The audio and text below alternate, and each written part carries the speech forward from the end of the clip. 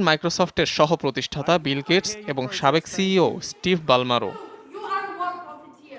তবে মাঝপথেই ঘটে বিপত্তি। হঠাৎ মঞ্চের দিকে এগিয়ে যান ফিলিস্তিনপন্থী সফটওয়্যার ইঞ্জিনিয়ার ইফতিহাল আবুসাদ। চিৎকার করে বলেন মাইক্রোসফটের ভূমিকায় লজ্জিত তিনি। ইসরায়েলকে প্রযুক্তি দিয়ে সহায়তার প্রতিবাদ জানিয়ে ওই কর্মী অভিযোগ করেন তেল আবিবের কাছে এআই প্রযুক্তি বিক্রি করে গাজায় গণহত্যার অংশীদার হচ্ছে Microsoft.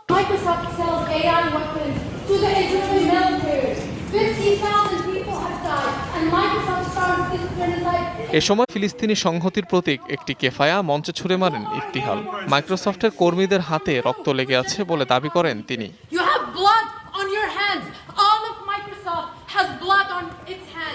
We cannot be celebrating while people in Palestine are getting murdered.